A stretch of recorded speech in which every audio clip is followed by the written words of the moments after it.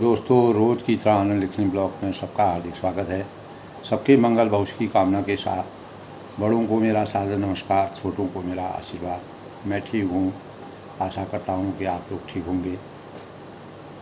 आज के रामचरितमानस के लंका कांड के प्रसंग के संबंध में मैं सबका अभिनंदन करता हूँ, स्वागत करता हूँ, सबके मंगल भविष्य की कामना करता हूँ।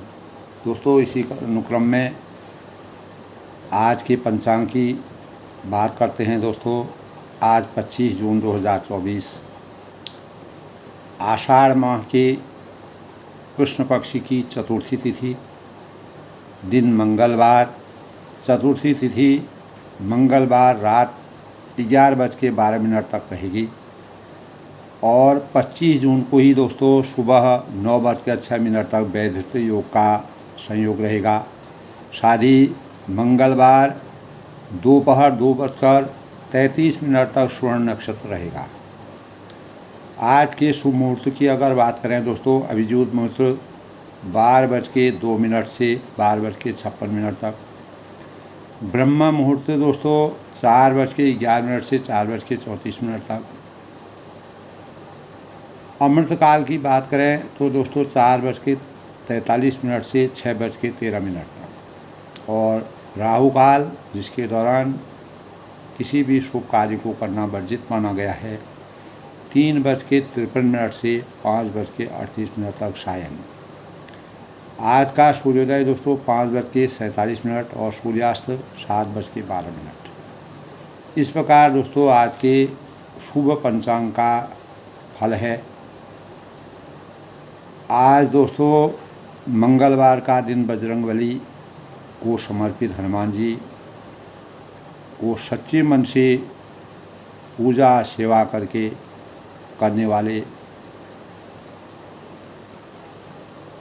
कभी जीवन में निराशा उनके नहीं होती है। हनुमान जी की पूजा अर्चना, ध्यान और हनुमान चालीसा का पाठ करने से जीवन में हमेशा शक्ति का संचार रहता है। तो हनुमान जी दोस्तों कलयुग के प्रभावी देवता माने गए हैं।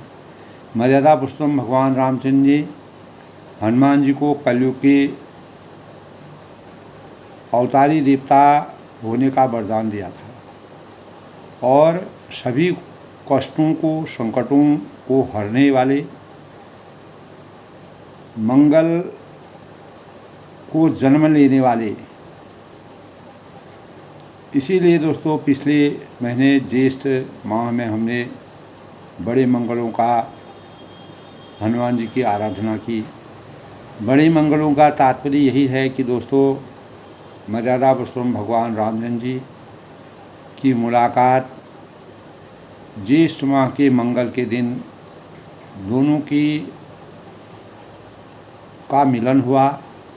उसी मिलन के अवसर पर हम बड़े मंगल ज्येष्ठ माह में हनुमान जी की पूजा और हनुमान जी को प्रत्येक साधक अपनी इच्छानुसार, मनोकामनानुसार हनुमान जी के गुणगान गाता है, हनुमान चालीसा पढ़ता है, सुंदरकांड का पाठ करते हैं। अनेक जगह भंडारे होते हैं, गरीबों को, दीनों को भोजन कराया जाता है।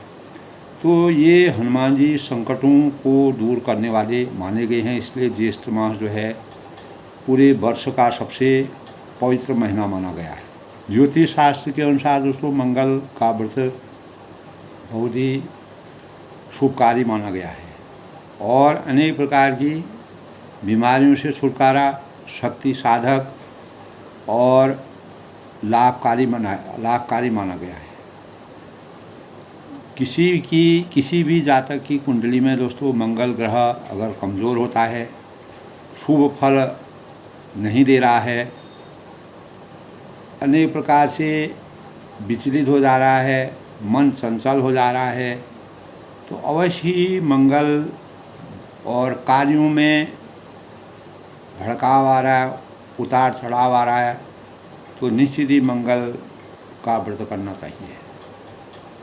और हनुमान जी की पूजा से संकटों का निवारण, शक्ति, बल, साहस और संकट मोचन देवता के रूप में हनुमान जी को माना गया है। मर्यादा पुरुषोत्तम भगवान रामचंद्र ने हनुमान जी की सेवा, उनके कार्यों के प्रति समर्पण और स्नेह भावों को अपने अंतःकरण में विराजते हुए मर्यादा पुरुषोत्तम भगवान राम जी अपनी शक्ति का संचार हनुमान जी पर किया और स्वयं मानवीय रूप में अवतरित होकर के समाधि के रूप में जल समाधि लेकर के अपने जीवन का अंत किया। और हनुमान जी को कलयुग में भी हमेशा के लिए जीवन दान देने का ऐसा हमारे शास्त्रों का विधान है।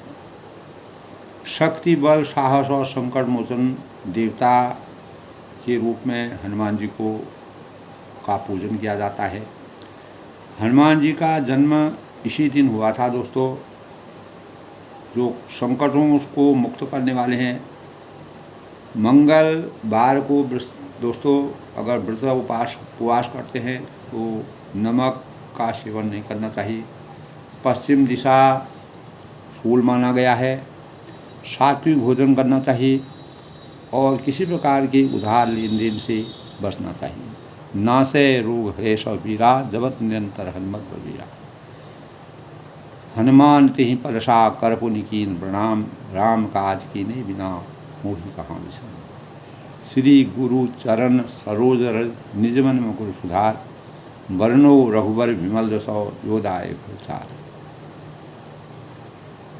तो इस प्रकार दोस्तों हनुमान जी की आराधना और उनकी आरती पूजन करना, दीपक जलाना मंगल कामनाओं के द्योतक हैं। और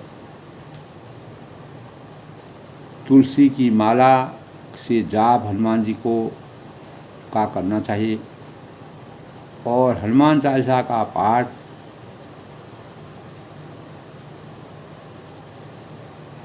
और भगवान को बेसन के लड्डू भोग के रूप में अर्पित करने चाहिए। इस दिन दोस्तों अपने नाखून, बाल इत्यादि काटने से परहेज करना चाहिए। मंगलवार को नहीं काटना चाहिए। और मंगलवार को मंगल देव, मंगल ग्रह हनुमान जी की पूजा करना बहुत ही महत्वपूर्ण माना गया है। हनुमान जी की विधि पूर्वक पूजा उपासना का मंत्र मनोजवम मारुतं तुल्य वेगं जितेन्द्रिय बुद्धिमता वरिष्ठम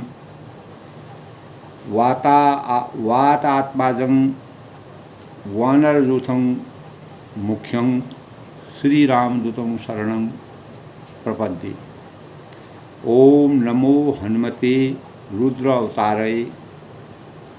हनुमान जी का बीज मंत्र है दोस्तों ओम ऐं भीम हनुमते श्री रामदूताय नमः। ओम ऐं भीम हनुमते श्री रामदूताय नमः। इस प्रकार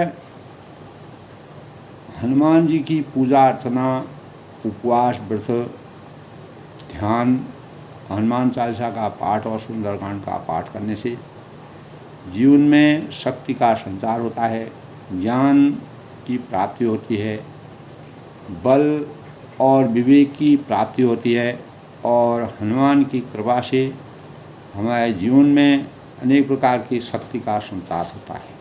तो दोस्तों जैसे कि हम जानते हैं कि लंका कांड का प्रसंग चल रहा है, रामचरितमानस का हम पठन पाठन कर रहे हैं।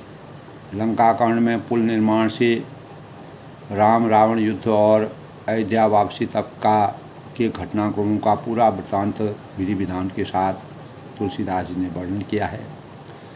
लंका कांड वाल्मीकि कृत रामायण और गोस्वामी तुलसीदास कृत रामचरितमानस का एक भाग 200 स्कंद सोपान है और जामवंत के आदेश से नल नील दोनों भाइयों के वानर सेना की सहायता से समुद्र पर पुल बांधने का कार्य किया। श्री राम ने रामेश्वरम की स्थापना करके भगवान शिव जी की और शिवलिंग की स्थापना और शंकर जी को पूज्य के रूप में आज भी रामेश्वरम में मर्यादा पुरुषोत्तम भगवान रामचंद्र द्वारा निर्मित शिवलिंग की पूजा का अनेक साधक वहाँ जाकर के शिवलिंग की स्थापना भगवान ने जो की थी, तो शंकर जी ने कि शंकर जी को पूज्य रूप में मर्यादा पुरुषोत्तम भगवान राम जी मानते थे। और समुद्र पार उतरते ही उन्होंने शिवलिंग की स्थापना की। लंका कांड में पुल निर्माण से लेकर राम रावण युद्ध और अयोध्या वापसी तक की घटनाएं सामने आती हैं। लंका कांड में दोस्तों एक श्लोक है, 118 दोहे हैं, 4 सोरठा हैं और 34 छंद हैं और 117 चौपाइयाँ। इस प्रकार लंका कांड का पूरा वृत्तांत तुलसीदास ने लिखा है। लंका का असली मालिक दोस्तों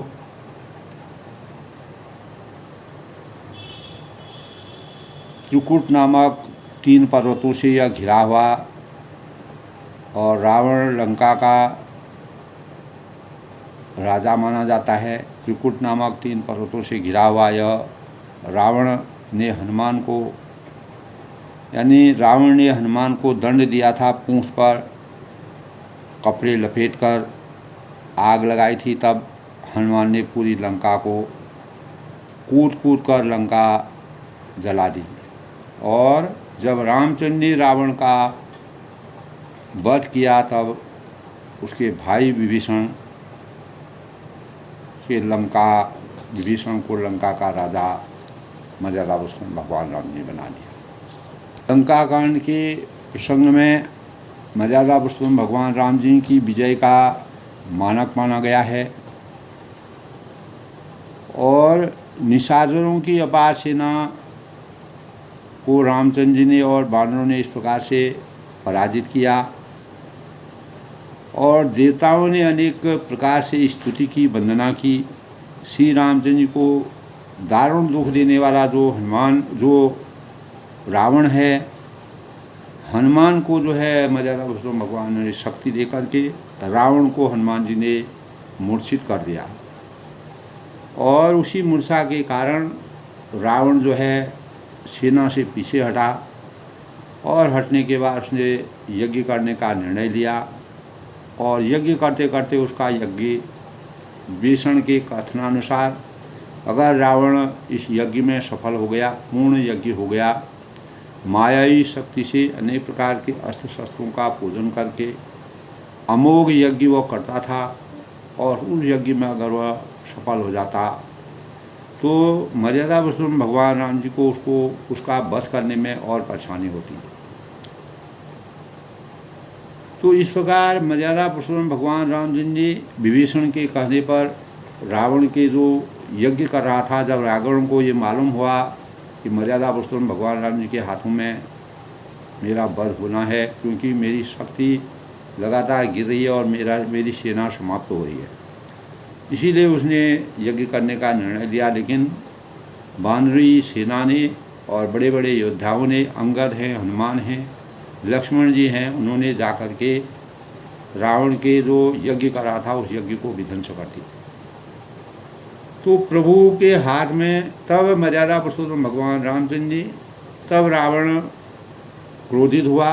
क्रोधित होकर के उसने अपनी सेना से कहा कि मरो और मारो, यानी लाल नेत्र उसके हो गए।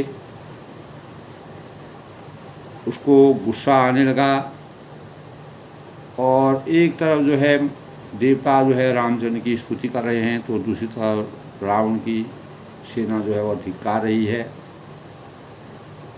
तो जानकी जी बहुत ही दुखी हो रही है। ऐसा जान करके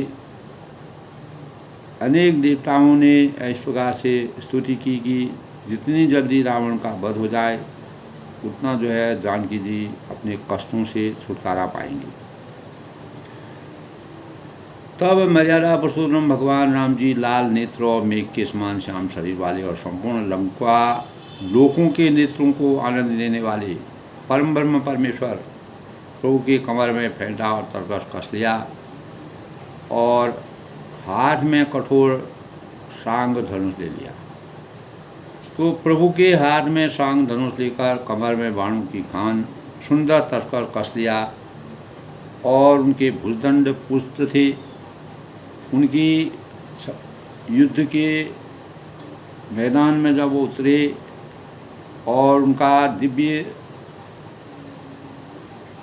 दर्शन जो था, जो उनका शरीर था, मनोहर चौड़ी छाती, भ्रू के चरण चिन्ह जैसे शोभित, तो तुलसीदास जी भी बड़े व्याकुल हो जाते हैं। तुलसीदास जी कहते हैं, प्रभु धनुष बाण हाथ में लेकर फिरने लगे और तुम्हें ब्रह्मांड दिशाओं के हाथी कच्छप से जीव पृथ्वी से सब पर्वत सब डगमगा उठे। जब रामचंद्र जी अपने प्रभाव दिखाना शुरू किया तो भगवान की शोभा देख कर के देवता हर्षित होकर फूलों की वर्षा करने लगे, क्योंकि रावण ने अनेक प्रकार के देवताओं को भी अपने बल से, अपने आधिपत्य से अनेक प्रकार से उनको परेशान किया था। तो शोभा शक्ति और गुणों की धाम करुणा निधान प्रभु जी की जय हो और जय हो ऐसा पुकारने लगे। तो मर्यादा पुरुषोत्तम भगवान रामचंद्र जी ने सभी विभीषण जैसे, यानी विभीषण को भी अपना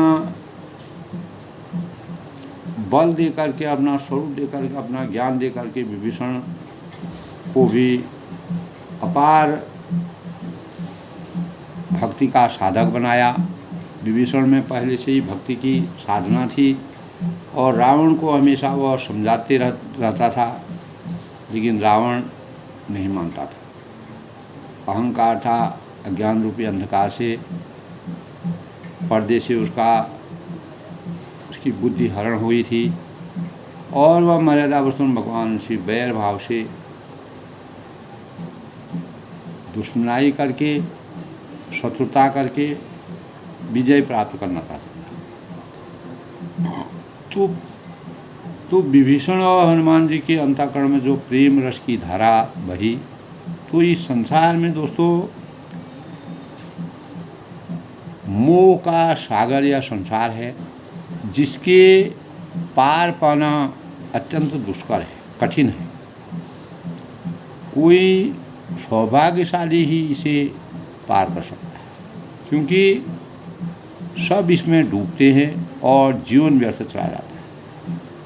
मनुष्य रावण जो है पूर्ण रूप से लोभ, क्रोध, मोह और अहंकार, अनेक प्रकार के महत्वाकांक्षाओं की अभिलाषाओं में डूबा हुआ था।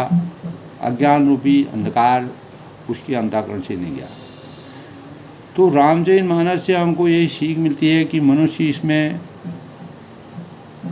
अनेक प्रकार के लोग जो है इस संसार महानाट्यशाला में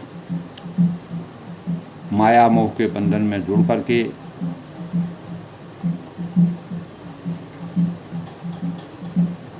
अपने को डुबा देते हैं। तो क्योंकि इस संसार में जो रावण के जैसे विकारों और स्वार्थों और अज्ञानता जो है मानवीय जीवन के लिए एक अभिशाप के रूप में है। तो इसीलिए दोस्तों मनुष्य समझ नहीं पाता है कि जिन चीज़ों से मोह उसके मन में पनप रहा है और अंतस में उसके दुख के ही कारण बन रहे हैं। अंदर से रावण जो है, जब मर्यादा पुरुषोत्तम भगवान राम जी ने अंत समय में रावण का अंत आया तो वह अंतर से समझने लगा।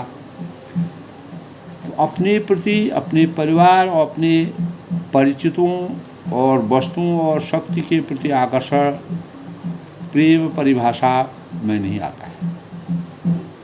दोस्तों त्वरित सुख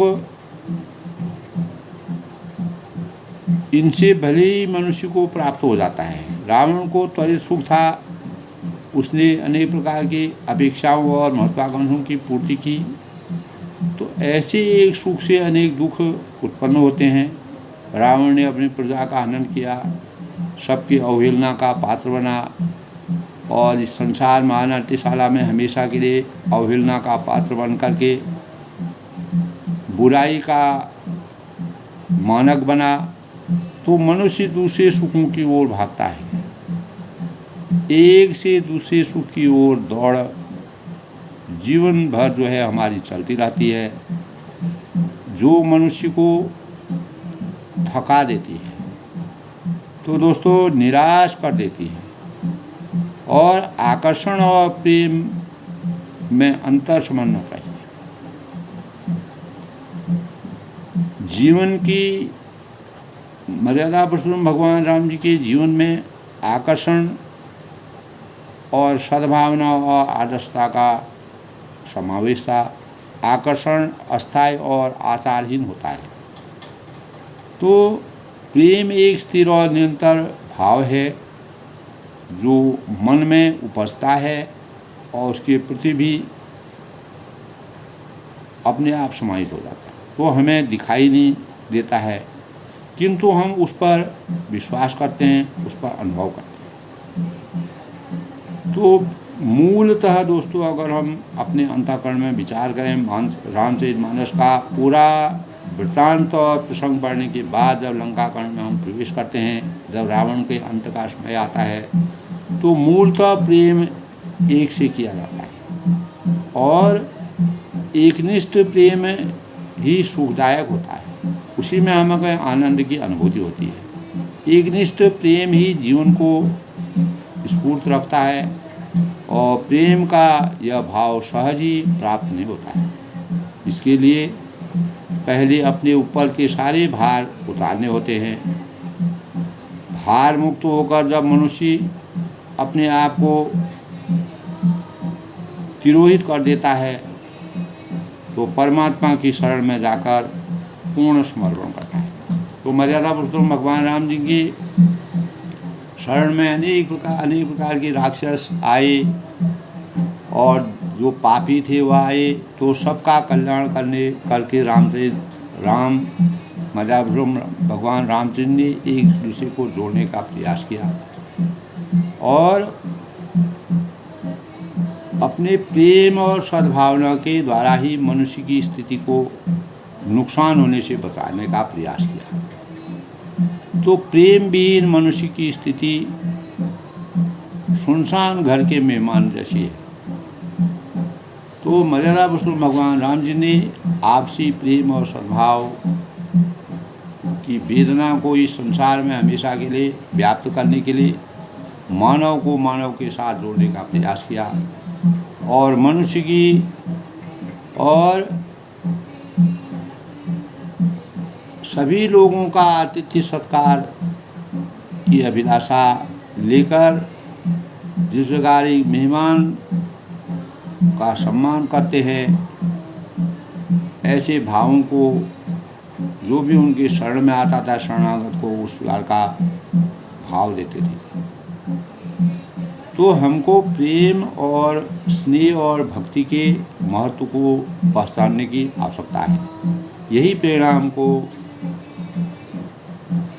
रामचरितमानस से मिलती है और रामचरितमानस से अनेक प्रकार की आदर्शता के भाव मर्यादा पुरुषोत्तम भगवान राम के चरित्र से तुलसीदास ने सभी के अंतःकरण में उनके भावों को समाहित करने का प्रयास किया।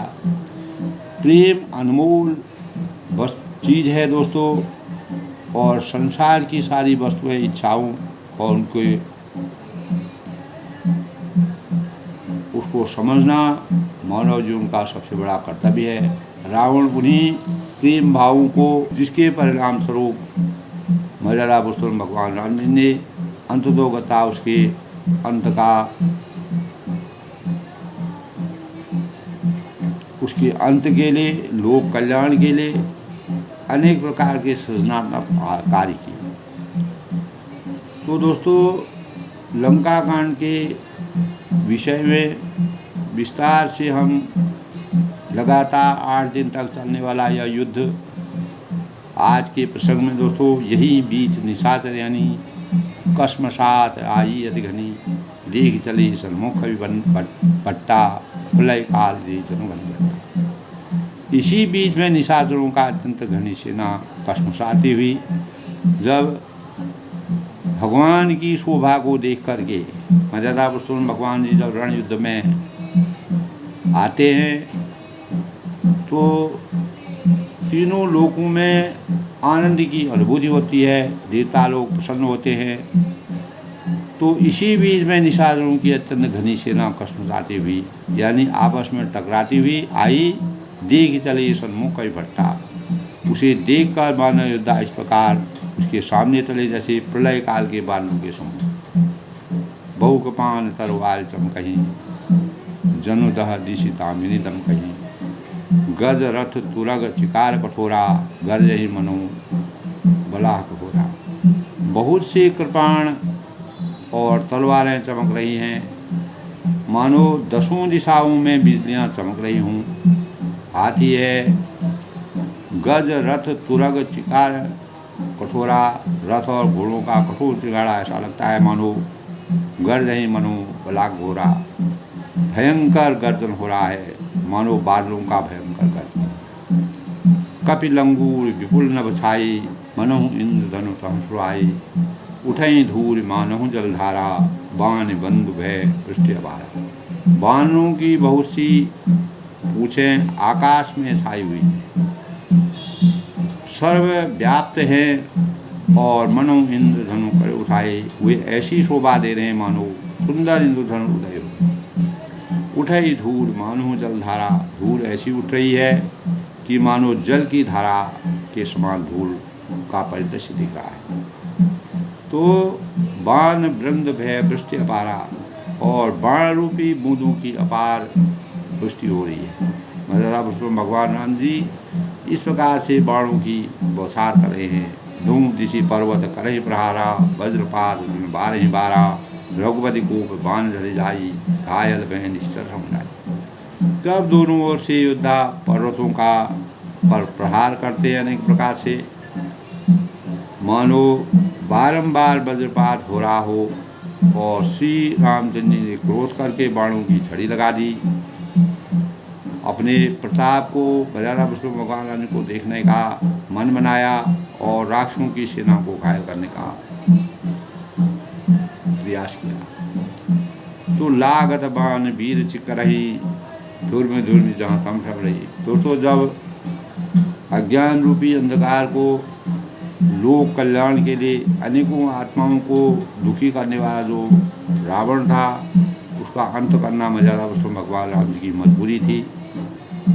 क्योंकि बिना बरुबल बास न रख कर दाता, दुष्ट संगठन देव विधाता, जहाँ सुमैत संपत्ति नाना, जहाँ कुमैता विभेदना। सुमैत कुमैत सबके उर रही, सुमैत कुमैत सबके उर में रहती है, सबके हृदय में विराजमान रहती है। लेकिन अनेक प्रकार के भावों से, आदर्शों से, ज्ञान से कुमार्ग भी सुमार्ग की तरफ बढ़ सकता है, लेकिन रावण के अंदर इस प्रकार की कोई विचारधारा नहीं थी। तो बाण लगते ही वीर चित्कार रहे हैं, इस प्रकार का परिवेश हो रहा है। धूल में जहाँ तहाँ वहीं पर रही और चक्कर खाकर जहाँ तहाँ पृथ्वी पर गिर रहे। सोई शैल जन निर्जर भारी शोधित दूर का, जिस प्रकार रणभूमि में जिस प्रकार का वर्णन होता है महाभारत के युद्ध में, कुरुक्षेत्र में जिस प्रकार का युद्ध उसी प्रकार का युद्ध का वृत्तांत है। तो अनेक प्रकार से पर्वत और शरीरों से ऐसे खून बह रहा है मानो पर्वतों से भारी झरनों से जल बह रहा हो, इस प्रकार का लग रहा है।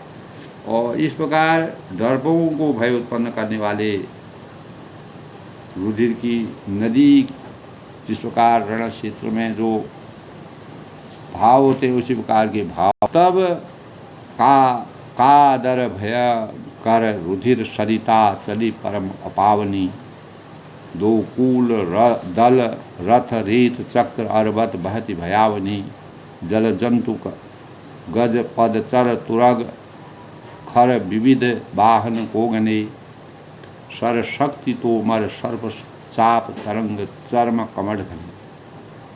डरपोकों को भय उजाने वाली अत्यंत अपवित्र नदी की, यानी अपवित्र रक्त की नदी बह रही है।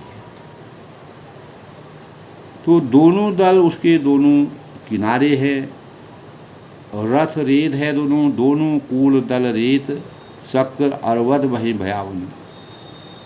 और पहिए भंवर है, वह नदी बहुत भयावनी बह रही है। और हाथी पैदल घोड़े गधे और अनेकों सवारियाँ ही उनकी गिनती कौन करे। नदी के जल जंतु हैं, बाण शक्ति और तोमर सर्प है, धनुष तरंग है और ढाल बहुत से कछुए हैं। इस प्रकार दोनों ओर की मर्यादा पुरुषोत्तम भगवान राम जी रणबेरी में इस प्रकार का वर्णन तुलसीदास जी ने किया है। वीर परहि जन तीर तरु, मज्जा बहु बह फेन, कादर दे के दरई तहो, सुबटन के मन में। यानी वीर पृथ्वी पर इस तरह गिर रहे हैं मानो नदी किनारे वृक्ष ढाले हों। जिस प्रकार वृक्ष नदी के किनारे ढाते हैं, उसी प्रकार वीरों का वृतांत तो तुलसीदास ने किया है। बहुत ही यानी अनेक प्रकार के शरीर से बहने वाली चीज़ें बह रही है, और वही फेन बन रहा है, झाग बन रहा है। डरपोक जहाँ तहाँ देख कर डर रहे हैं, और वहाँ उत्तम योद्धाओं के मन में सुख प्राप्ति होती है। तो तुलसीदास जी ने दोस्तों रण में जिस प्रकार का परिवेश होता है, साक्षात रूप में उसका वर्णन किया है। मज्जही भूत पिचास बिताला, पुरमथ महा झूठ कराला, काक कंगले भुजावड़ाई, एक ते छीन कह गलाई।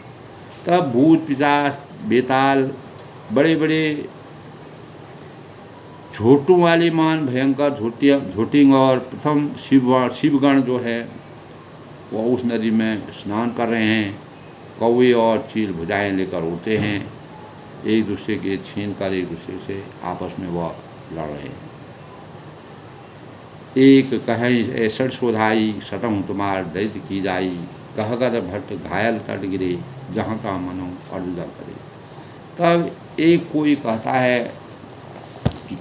है कि बड़े बड़े महान भयंकर झोटिंग और प्रथम शिवगण उस नदी में स्नान कर रहे हैं, और कौवे और चील भुजाएँ लेकर उड़ते हैं और एक दूसरे से छीन कर खा रहे हैं। और एक कोई कहते हैं कि मूर्खों, और ऐसी सस्ती बहुतायत है कि फिर तुम्हारी दैत्यता नहीं जाती है। घायल योद्धा तट पर पड़े करा रहे हैं, मानो जहाँ तहाँ अर्धजल हुए व्यक्ति जो मरने के समय आधे जल में रखे जाते हैं पड़े हों। तो खेत ही गीत आंत तट भये, जनु बंशी खेला चिदये, बहु भट बहई बड़े खग जाही, जनु नावरी खेल ही सरी माही। तब गीद हैं आते खींच रहे हैं, मानो मछली मार नदी तट से चित्र लगाए हुए ध्यानस्थ होकर बंशी खेल रहे हों, और बंशी से मछली पकड़ रहे हों, और बहुत से योद्धा बहे जा रहे हैं।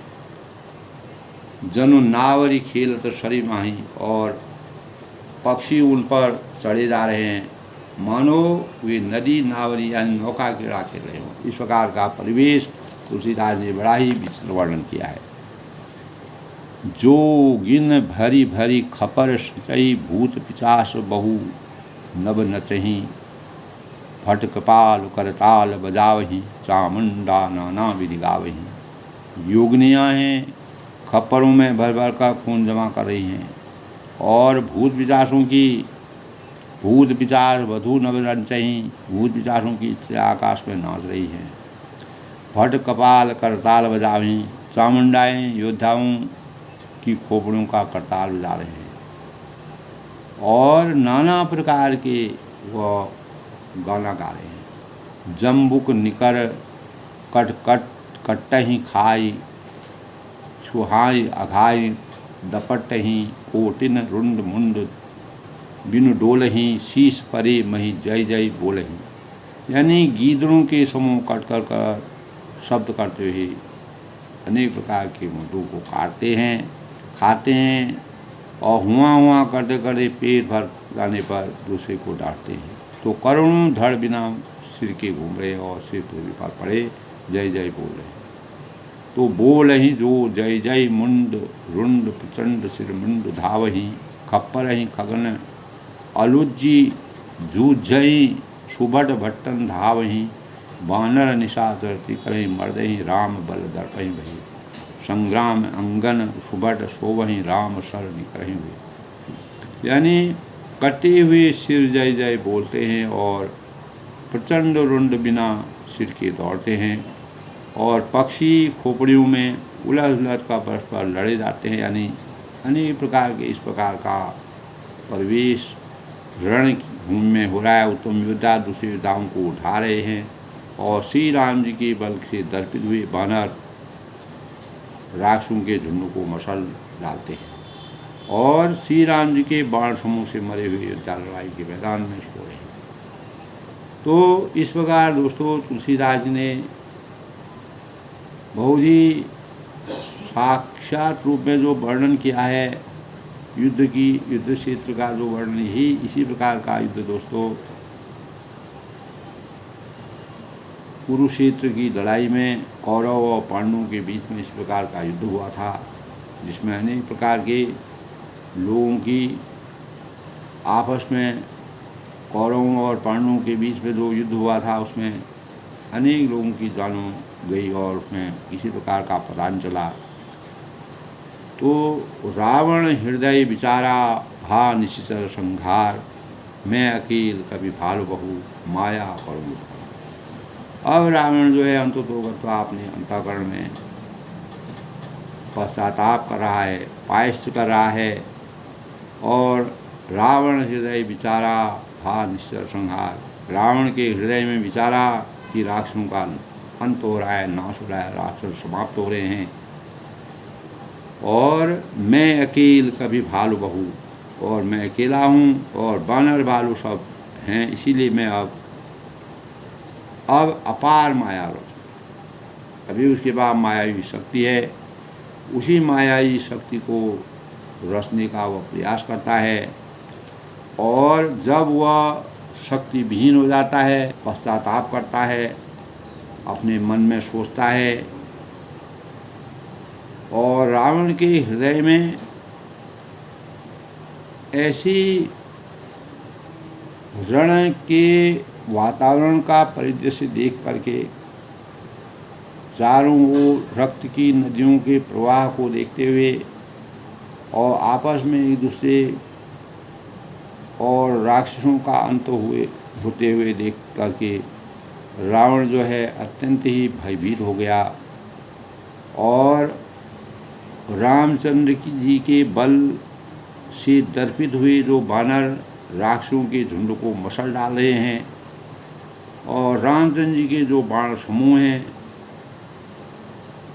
जो भी उनके योद्धा राक्षसों के योद्धा हैं, वो बुरी तरह उनका अंत हो रहा है।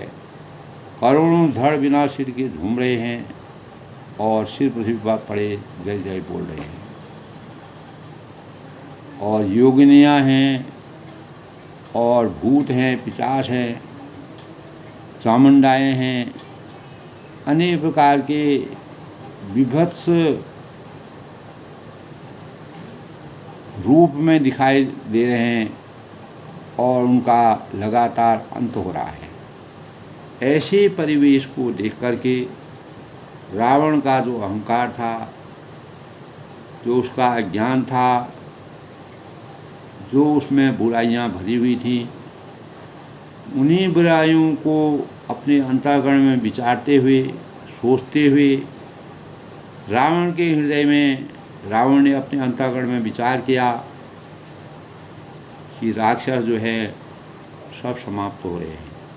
मर्यादा पुरुषोत्तम भगवान राम जी अपनी शक्ति का प्रभाव दिखाया है और मैं अब अकेला रह गया हूँ और बानर भालू बहुत ज़्यादा हैं और ये मेरे को चारों ओर से रावण घिर चुका था, इसीलिए मैं अपार माया रचूँ।